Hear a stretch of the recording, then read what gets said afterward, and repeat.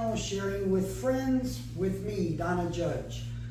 I know it's been a few weeks since we did a video, so looking forward to getting this one done this week. We have a different type video. So far, all the videos that I've been putting out have mostly been places around Sarasota that are a lot of fun to go and visit. This video is called Eagle Talk. What is Eagle Talk? Eagle Talk is going to be when I'm giving my opinion on an important topic or subject. The eagle represents wisdom. My karate teacher always said that one must live life and deal with the ups and downs in life before they can gain wisdom. I'd like to say in my 68 years of life that I've definitely gone through plenty of ups and downs. I think I've gone through, with others, pretty much all the struggles people can go through. So I'd like to think I have gained a little bit of wisdom in my 68 years. Obviously, what I'm sharing with you today is going to be my opinion. Some of you are going to like it, some of you aren't, and that's okay. It's called freedom of speech, and that's a wonderful thing that we all have in this country. So, with that being said, what is today's topic? Today's subject is transgender men in women's sports. When I told my co-producer that I was going to do this subject, the first thing he said to me is, you know, we're going to lose a few subscribers on this one. And my thought was, how many people are staying quiet right now because they're afraid they're going to lose views, or they're going to be called transphobic, or you know, they're going to be called all kinds of things because they have a different opinion than someone else. As I told him, this is too important of a subject. I'm really tired of people sitting back and not standing up for the girls and the women in sports. Most of you know me. You know I'm an athlete. I've been an athlete pretty much my whole life. I started by playing softball when I was 13 years old, and I went into the martial arts when I was 17 years old. Well, actually the day I turned 18. You also know that I'm a competitor, those that know me anyways. I have represented us in 8 countries. I am a 19-time world champion. I know what it means to compete against other great women competitors, and I also know what it means to compete against a man. When I first started competing, there weren't enough women to have a women's division in the martial arts.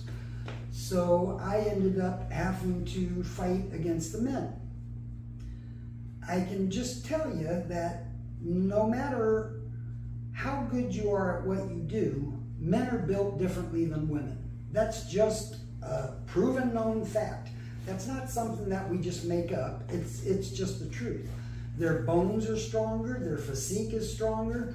When they're throwing a kick at you, it's a lot different than a woman throwing a kick at you. So I've been there. I've competed against men before. That's why I feel like I'm qualified to give my opinion on this subject. So many girls and women right now are asking a few questions. Number one, how many girls and women have to be injured when competing against a male before you're going to start speaking out? It's going to happen. It's already happened, actually, but it's going to happen more and more because of the different builds of boys and girls and women and men. Number two, how many girls have to lose out on scholarships, trophies, titles? It's so sad to me to think about all of this. I look at people that train something their whole life. You look at girls that start a sport, just like guys, they start a sport when they're very young, and they give 100% into that sport. They make sacrifices when their friends are out playing, doing other things. They're going someplace to train or to practice whatever their sport is. They miss out on family activities. There's a lot of sacrifice in being a good athlete. So all of these young girls that have these dreams of giving 150% to a sport so that they'll be able to play that sport when they get into high school. And so they'll be able to get a scholarship when they're in high school to go to college in that sport. Now they have to start losing scholarships to young men that are going to be able to beat them out in these sports. I don't know how anyone can think that's fair. I just really don't. Number 3, how many girls and women have to feel uncomfortable and violated in locker rooms and bathrooms? We have spent years and years trying to keep young people, whether it's boys or girls, safe in places like bathrooms and locker rooms. I am not saying that someone that's transgender is going to go in and try to attack a female or a male. What I'm saying is that someone that's not transgender can use dressing like they're transgender to go into these bathrooms and locker rooms. And then there's the sport aspect where you've got 12 young ladies in a locker room all trying to get dressed out quickly. Maybe their bus got there a little bit late to the event or whatever. Now they're all rushing in there and getting their clothes off and getting their uniforms on. And then you have a male in there. It's not fair to the women. Number 4, what is fair? I looked up the definition of fair. The adverb for fair reads, without cheating or trying to achieve unjust advantage. Unjust advantage. So when girls practice and train and they think they're going to step into a ring or step on a track and field course or onto a basketball court playing against other girls or women, is it fair that they have to play against a man because the man has chosen to become a woman? Is that fair for the women in the sport? Sports must be fair, and it must be competitive. Allowing males to compete against females have neither of these qualifications. So at some point, we have to say, what is truly fair? And who is it fair to? These are some of the sports that we already have males that are transgender competing against females. Cycling, hammer throwing, swimming, track, shot put, triathlons, the Iditarod, volleyball, golf, Thai boxing, motorsports, downhill mountain biking, mixed martial arts, weightlifting, powerlifting. Now just think about that. I mean, just really sit back and think about some of those sports that I just named. I have a hard time believing that any majority of people think that that would be fair. I really do. I feel like there's more people that think it's unfair than do think it's fair, but they're afraid to speak up. They're afraid to say something. You can't be afraid. We have to speak up. We have to speak up for the girls and the women. There's a young lady named Riley Gaines.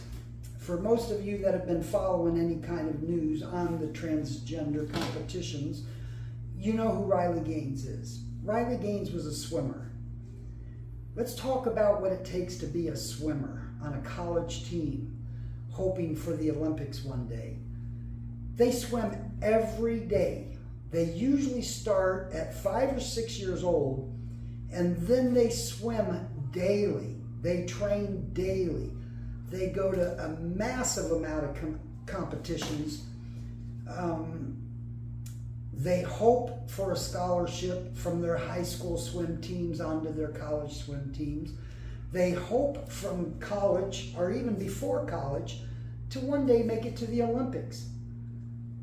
But now, the Olympics are going to allow transgender males into the female divisions in the Olympics.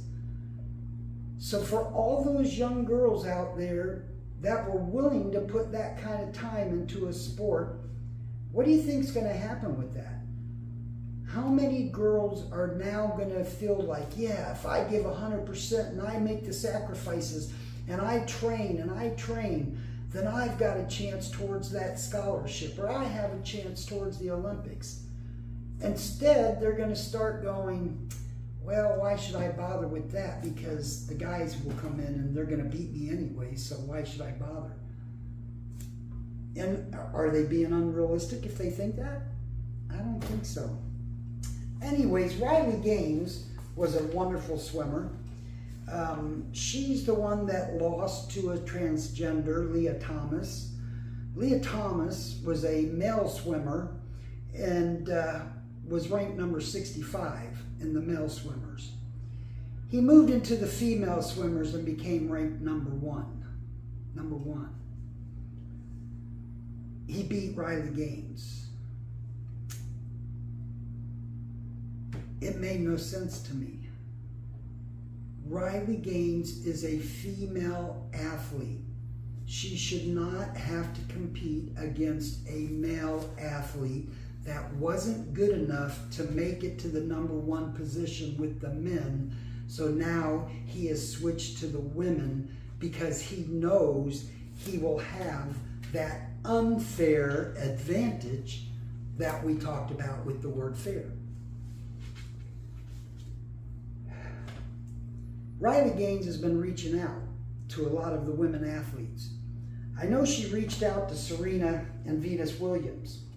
She asked them to please speak up for women's sports. She remembers back in 2013 when Serena Williams was one of the best tennis players, and to this day I think she is the best woman tennis player I ever saw. She was on David Letterman. They, for some reason, started talking about women competing against men. Serena, who was the best, one of the strongest women tennis players, actually probably was the one that led other women to becoming more fit for tennis because of her strength. And believe me, she had the strength, probably the most strength a woman could have, but it still wouldn't have been good enough. As she put it, if I were to play against Andy Murray, he would probably beat me 6-0, 6-0 in about 10 minutes. Now this was a true champion, but she still knew her limitations. She wasn't stepping on a court to play against a man. She was stepping on a court to play against women. Serena and Venus Williams, I know you probably won't see my blog, but if anybody sees it that knows them, they need to step up. Women athletes have got to start stepping up. Caitlyn Jenner, Bruce Jenner, became a woman, which is great, that's fine. But he's speaking up for the women because he knows it's wrong. He knows that if he competed against a woman, he would have that unfair advantage. So we thank him. I really want to get people willing to speak up. So the next thing I want to talk about is this Title IX that was signed into law on June 23rd, 1972 by President Richard Nixon. Title IX was enacted to ensure all girls and women would have equal access and every opportunity to thrive. And yet, as transformational as Title IX has been, 5 decades later, there's still a great deal of work to be done to achieve true equality in sports. Now, President Joe Biden has added a new rule to Title IX. This rule guts any protection for girls and women in sports as of this August 1st. The proposed rule expands the definition of sex to include gender identity. What does this mean for American schoolgirls and young women? It means that any K through 12 school, any college or university that receives direct or indirect federal funding would have to open its bathrooms, locker rooms, housing accommodations, sports, and any other sex-separated educational program. As of August 1st, this is supposed to be going into effect. There are 3 other elements to this new rule that President Biden has signed, and all of you need to read the bill, because the other 3 elements aren't things that are just going to really blow women's sports. It's going to affect all of us. I'm not going to sit here and read the whole bill to you because it would make a very, very long video. But the first rule of the bill is what I'm talking about right now. Opening up all sports in K through 12 universities and colleges for transsexual males to compete against women, to be allowed in girls' and women's locker rooms and bathrooms, in the housing. So if you had a dorm that was just supposed to be for girls, that dorm can now have transsexuals living in it as well. I don't understand. I feel like what President Nixon signed in 1972 was our big step forward, and we have continued to grow in women's sports and in the equality in women's sports and men's sports. Now we're going to go backwards. We're going to go totally backwards. We're going to take away young girls' rights and women's rights because they no longer will have any kind of right to privacy in a locker room or in a bathroom. They'll no longer have fair competition. So why do we want to go backwards? Why do we want to allow this to happen? I know as of right now, the following states are fighting this bill: Idaho, Florida, New Hampshire, Arkansas, Oklahoma, Alabama, Georgia, Iowa, Kansas, Louisiana, Mississippi, Missouri, Montana, North Carolina, North Dakota, South Dakota, Tennessee, Texas, and West Virginia. So thankfully, there's 20 states right now trying to fight it. We can only hope that the other states will come aboard and fight this new rule that President Biden is applying to Title IX. Once again, please don't just take my word for it. Everyone, which you should always do, take the time to read that bill. Read it the way it was written and read the new rules that President Biden has now applied to this bill that are supposed to go into effect as of August 1st. Frustration, aggravation. I have to tell you, I'm really aggravated right now with boys and men. Why? Because they're not standing up for us. Right now, all of you out there have sisters, mothers, aunts, grandmothers that were athletes, girlfriends that are athletes, and you're not speaking up for them. Men, I feel like you're not speaking up because this is not going to affect your sports.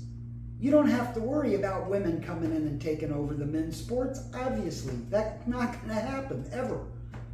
So just because it doesn't affect you, why are you sitting by quietly not speaking up for the women? You know it's wrong.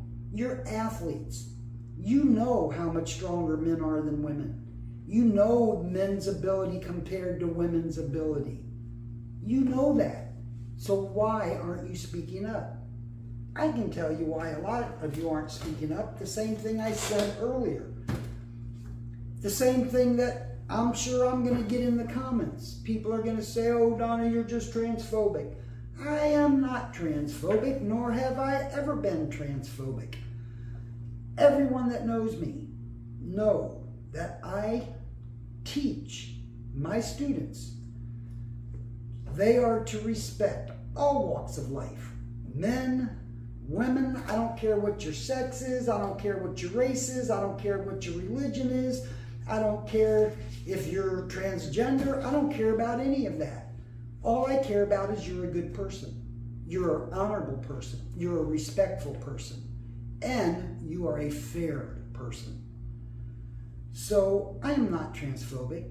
And I know that a lot of you out there aren't transphobic.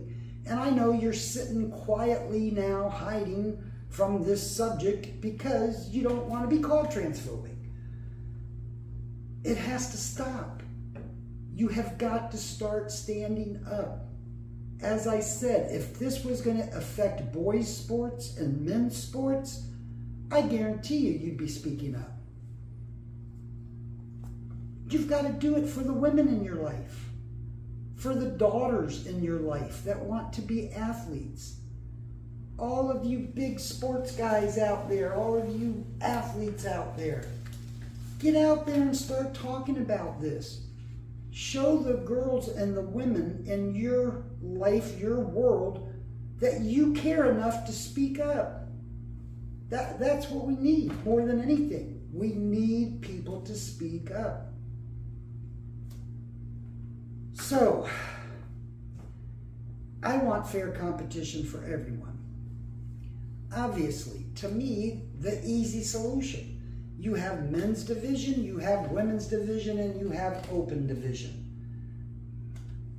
Everybody should have the right to compete. Everybody should be able to feel that joy and that satisfaction for training your whole life at something to be one of the best at it. Everyone should get to feel that feeling. But it has to be fair. And it has to be fair all the way around. A final thought. You can't make something fair for one group by making it unfair for another group. That's just not how things work. So make your voices heard.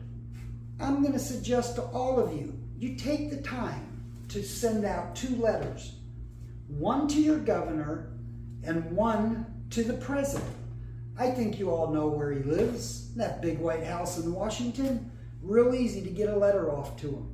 He needs to hear from the people.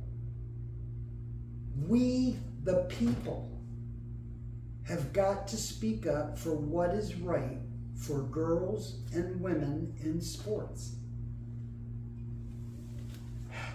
That being said, I hope you liked today's video. There's not a doubt in my mind that some of you will like it and some of you won't. If you want to leave me a comment, that's great. If you'd like to give me your opinion, I'd appreciate it if you do it in a respectful way. As I said before, whether you agree with me or disagree with me, I'd still like to hear from you, respectfully. Also, if you're not subscribed and you like today's video, please take the time, go back, subscribe, hit that like button. I'd really like this video shared more than any of the videos I've put out so far. So if you believe in what I'm talking about, if you believe that we all need to start speaking up, then I'm going to ask you to be one of the brave ones and share this video. Put it out on your Facebook pages. Put it out on your Instagrams. Put it out on whatever, TikTok, whatever else is out there. Be willing to stand up